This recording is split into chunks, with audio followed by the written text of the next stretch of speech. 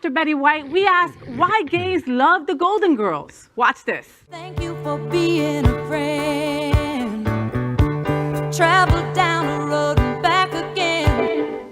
So if you were hanging out at a gay bar on a Saturday night in 1986, you'd want to be sure you had a very good seat before the clock rolled over to 9 p.m. That's when the music would stop, everyone would shut up, and all eyes would turn to the TV monitors so everyone could watch the Golden Girls.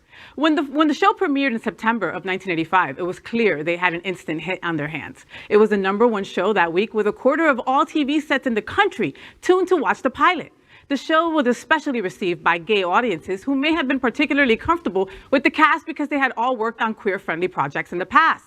Over the course of the show's run, the attitude is unfailingly affirming to queer people. There's the time Sophia says that if her kid was gay, quote, she would love him one bit less.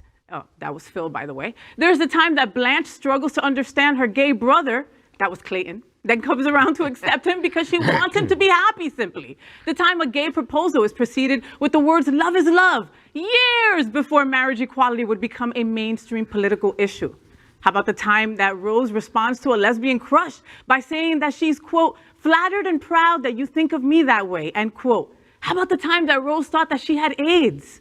I mean, Golden Girls was groundbreaking on so many different levels, guys. That's why we still love it today. I didn't watch it when it first aired. I was a little turd. But like, you know, in the 90s and 2000s, I was all over that show because of other gay people that told me to watch it because it was so gay friendly.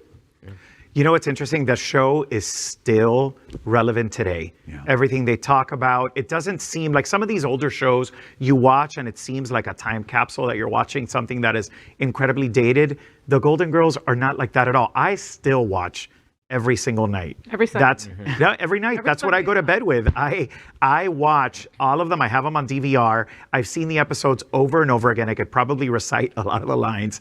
And I just enjoy it so much because it's still so relevant today. And just the performances were incredible.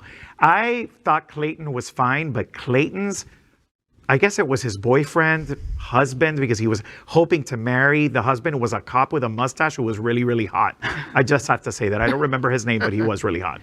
You know, Brandon Tartikoff, who was the programming director responsible for must-see TV at NBC in the 80s, talked about, he devoted a whole chapter to the Golden Girls in his book and said that after it debuted, they not only knew that they had a hit on their hands, they knew it was because of Betty White, Estelle, and all the characters. But he says that people just connected with them, especially the people of our generation, people who were still at home on Saturday night in 1985 watching. I guess you were out, Faye, but you know, the rest of us were stuck at home being... Really?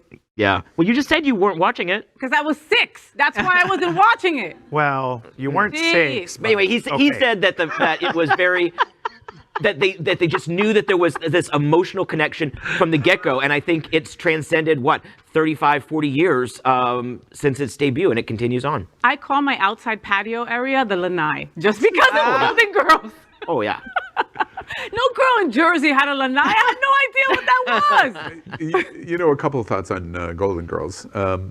First off, I think the reason the LGBTQ community liked the show so much when it aired in the 80s and 90s is because it was a subject that could not be successful. Older women. That's impossible. America's not going to embrace a television show in prime time about older retirees in Florida. And we all did. Yep. And LGBT resonated on that because it's a rejection of seniors. And it's exactly what we were, rejected. Mm-hmm. And so we loved and embraced the Golden Girls, I think, because of that. Of course, when Tony says he watches every night, I totally believe him. And he probably watches on the once very gay television network called Logo Television, because all they do now is run the Golden Girls basically 24 hours a day. And that's probably what you're watching. That's what I do. Thank you. That was shady, by the way. That was super shady.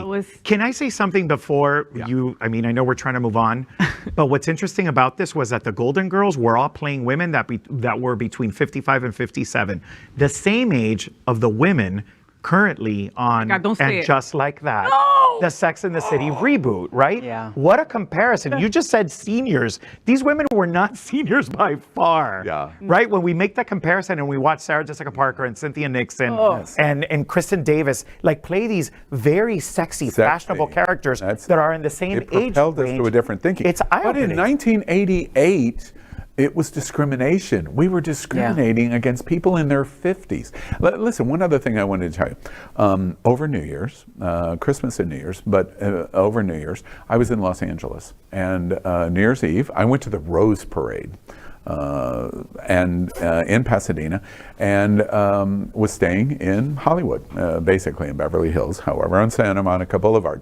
On January 2nd, I went to Hollywood Boulevard, and I specifically went to Hollywood Boulevard. I've been many, many times, but I specifically went because I wanted to go to Betty White's Star. And I went to a Betty White Star, and I was so impressed because for the entire block, I took pictures of it. Her star had flowers and memorials and big pictures all around it. But the entire block that Betty White's Star was on, there were all of these letters and notes taped onto the wall of the entire block of Hollywood Boulevard. And 8 out of 10 of them had rainbows on them. It was LGBTQ people that had done these personal notes of how much Betty White and the Golden Girls had meant to them.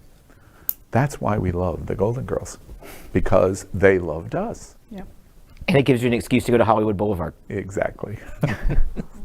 LGBTQ plus news is vital for our community and for the broader world as a whole.